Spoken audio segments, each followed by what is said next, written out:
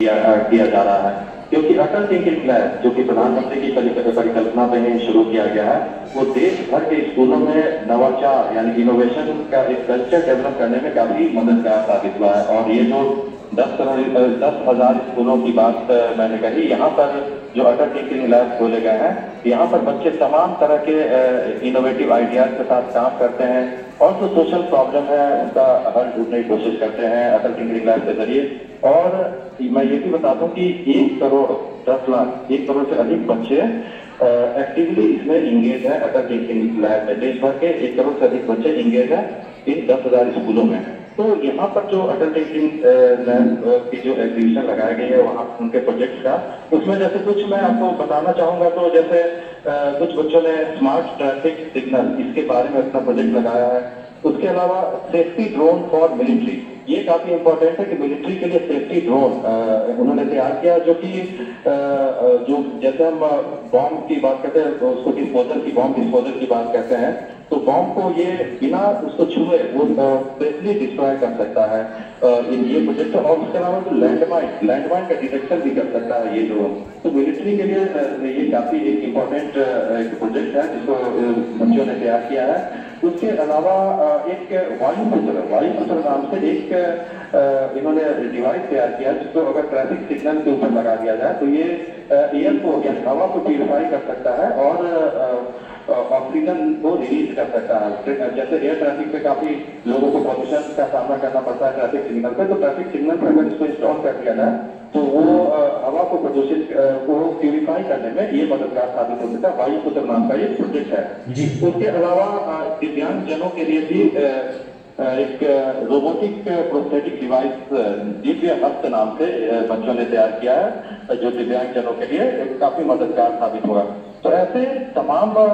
Project हैं जिनको यहाँ पे डिस्प्ले किया जा रहा है, जो कि बच्चों ने तैयार किया। निशाद, आपने वायुपुत्र का जिक्र किया, इस वक्त संभवतः वही तस्वीरें प्रधानमंत्री जो अवलोकन कर रहे हैं वो बच्ची जानकारी दे रही है वायुपुत्र का ही। आपने बताया कि क्योंकि गाड़ियों के चलने से बहुत प्रदूषण होता है और ऐसे में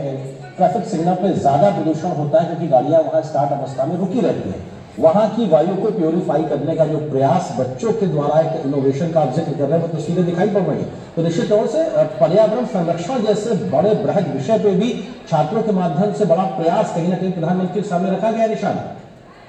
जी बिल्कुल, ये आप अंदाजा लगा सकते हैं कि बच्चे जो है स्कूल के बच्चे ये जो सामाजिक सोशल इश्यूज हैं उनके प्रति कितने जागरूक हो रहे हैं, चाहे वो क्या इशू हो, इलेक्ट्रिक मोबिलिटी का इशू है, एजुकेशन से जुड़े हुए जो इश्यूज हैं, ट्रांसपोर्टेशन वगैरह का जो इशू है, उसको लेकर जो प्रोजेक्ट्स हैं इनोवेशन करते हैं। क्योंकि आपको मालूम है कि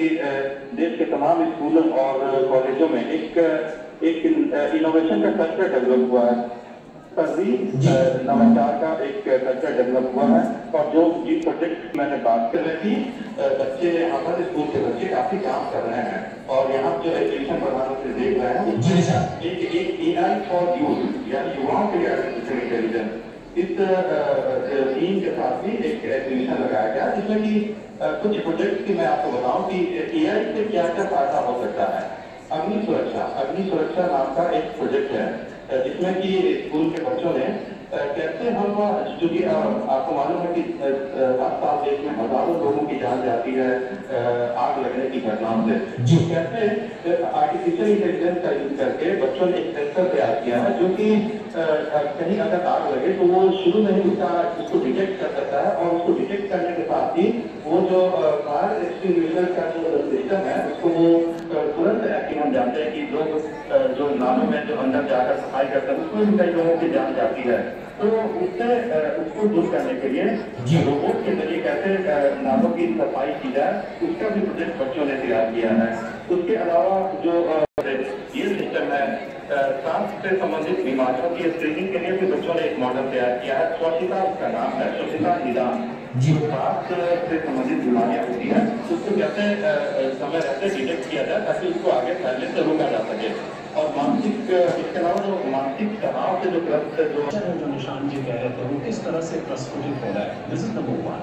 नंबर 2 मैं आपको बताऊं कि ये जो समाज की जो परेशानियां इनको ये बच्चों को पहले ये रिकॉग्नाइज करें, ये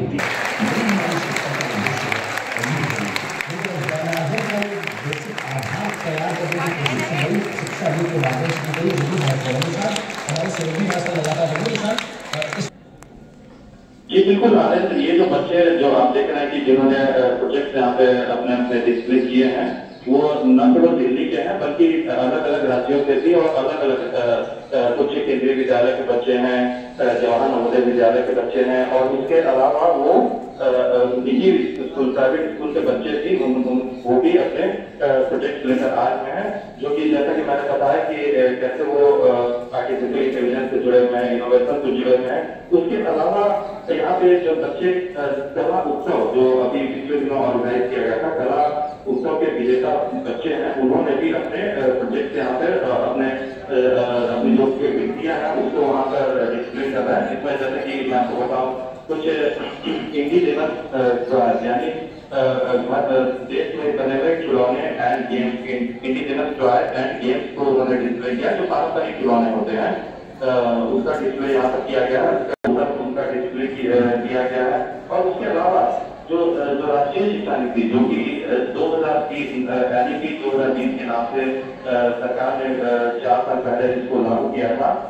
उसके क्या क्या प्रावधान है, उससे जुड़े हुए भी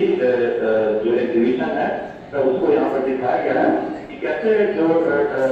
21वीं सदी में जो जरूरी स्किल है, 21st सेंचुरी स्किल जिसकी बात कहते हैं, जो लाइफ स्किल है, चाहे मल्टीलिंगुअल हायर एजुकेशन में भी, तो कैसे बहुभाषावाद को राष्ट्रीय शिक्षा नीति के जरिए बढ़ावा दिया जा रहा है, उससे जुड़े हुए प्रोजेक्ट्स भी यहाँ पर बच्चों ने जो पेंटिंग्स है वो यहाँ पर दिखाया है। क्योंकि अब सरकार की तैयारी है कि आने वाले समय में कॉलेजों में भी जो पढ़ाई होगी वो अलग अलग भाषाओं में होगी, और अलग अलग जो 8वीं अनुसूची में शामिल जितनी भाषाएं हैं उन सभी भाषाओं में पाठ्य पुस्तकों को कॉलेजों के लिए भी तैयार किया जा रहा है। उसके अलावा राष्ट्रीय शिक्षा नीति में फाउंडेशनल लिटरेसी एंड न्यूमेरेसी यानी बुनियादी साक्षरता और संख्या ज्ञान का जिक्र किया गया है कि कैसे कक्षा 2 में पढ़ने वाले हर बच्चे को कम से कम मूलभूत साक्षरता उसके अंदर आनी चाहिए, जो वो गणित के साधारण सवाल भी हल करने में सक्षम हो पाए, तो उसको भी यहाँ पर दर्शाया गया है। उसके अलावा चूंकि आज का जो टॉपिक है वो परीक्षा पे चर्चा है, तो परीक्षा पे चर्चा से, परीक्षाओं से जुड़े हुए, परीक्षा के तनाव से जुड़े हुए क्या क्या एंग्जाइटी होती है बच्चों में, किस तरह का तनाव होता है, किस तरह का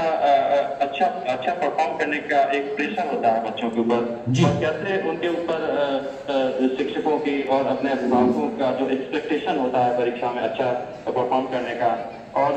इन सब चीजों से जुड़ा हुआ भी एग्जीबिशन यहाँ पर, पेंटिंग यहाँ पर बच्चों ने लगाई है। परीक्षा के तनाव से, परीक्षा के उसके स्ट्रेस को कैसे दूर किया जाए, उससे जुड़े हुए भी, बिल्कुल उससे जुड़े हुए भी तमाम चीजें हैं। आप निशान रहिए हमारे साथ में, अशोक कुमार पांडे जी भी हमारे साथ शिक्षाविद मौजूद है। अशोक जी, आपको लगता है कि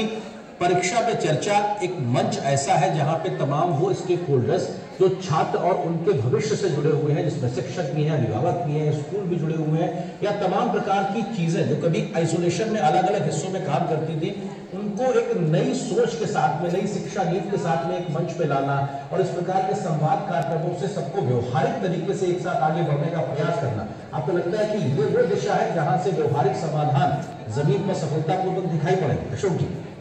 जी हाँ, बिल्कुल। जैसा कि हम लोग अपनी चर्चा में इस बात को दोहरा रहे हैं कि पूरा प्रयास अब एक नया माध्यम बन जाएगा अपने बच्चों के अंदर एक positive attitude, wellbeing, innovation, working for the nation, taking the leadership in the future and taking the whole country in a direction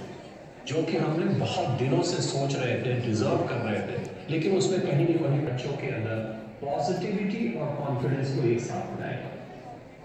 बिल्कुल, और पॉजिटिविटी को एक तरीके से आगे बढ़ाएगा, क्योंकि यहाँ पे दिखाई भी पड़ रही है, क्योंकि भारत की विकास यात्रा भी किस तरह से आगे लगातार बढ़ रही है, उसकी भी तस्वीरें पीछे दिखाई पड़ रही है, उसमें कैसे आगे और तेज गति से क्वांटम जंप लिया जा सकता है। आपको लगता है ये तमाम वो प्रयास है जो सरकार करती रही है, और जो छात्र है वो कहीं ना कहीं जिसकी बात हमने कही पारंपरिक खिलौनों को दर्शाया गया है, और वोकल फॉर लोकल जो मंत्र है प्रधानमंत्री का, उससे जुड़ी हुई जो कलाकृतियां हैं वो यहाँ पे दिखाई गई है। एक भारत श्रेष्ठ भारत, कैसे यूनिटी इन डाइवर्सिटी भारत में अनेकता में एकता वो दर्शाया गया है। एक भारत श्रेष्ठ भारत। उसके अलावा जो काशी तमिल संगम उससे जुड़े हुए भी जो एग्जीबिशन है यहाँ पर दिखाया गया। काशी तमिल संगम आपको मालूम है कि पिछले 2 साल से गया है। और उसके अलावा मैं आपको कुछ एक और चीजें, क्योंकि हाल के दिनों में हमने देखा है कि किस तरह से खेल के क्षेत्र में भारत का दबदबा बढ़ा है। और खेलों में भारतीय जो खिलाड़ी हैं वो चाहे ओलंपिक्स हो, एशियन गेम्स हो, तो सरकार की एक काफी समुचित टीम है। उसके जरिए कैसे जो देश के अलग अलग इलाकों के टैलेंट को बढ़ावा दिया जा रहा है और भारत का दबदबा बढ़ा है। और उसके अलावा अंतरिक्ष के क्षेत्र में भी हमने देखा है हाल के दिनों में कि भारत का वर्चस्व काफी दुनिया में फैल रहा है, चाहे वो चंद्रयान की बात हो और आदित्य एल-1 मिशन जो कि पिछले दिनों काफी सफल रहा, गगनयान मिशन जो कि आने वाले समय में भारत अपने अंतरिक्ष यात्रियों को भेजेगा गगनयान मिशन के जरिए। परीक्षा के तनाव और जो मानसिक परिस्थिति से भी जुड़ा हुआ नहीं है, क्योंकि हम सब जानते हैं कि भारत अब तेजी से तरक्की कर रहा है और आर्थिक महाशक्ति बनने की ओर है। भारत दुनिया की 5वीं सबसे बड़ी अर्थव्यवस्था बन चुका है। आने वाले समय में हम 3री सबसे बड़ी अर्थव्यवस्था बन जाएंगे। $5 ट्रिलियन इकोनॉमी की जो बात होती है, हो सकता है अगले कुछ दिनों में भारत $5 ट्रिलियन की इकोनॉमी बन जाए। तो ये जो भारत की अर्थव्यवस्था तेजी से बढ़ रही है, इसमें युवाओं के लिए किस तरह से अवसर उपलब्ध हो रहे हैं, किस तरह की अपॉर्चुनिटीज मिल रही है युवाओं को।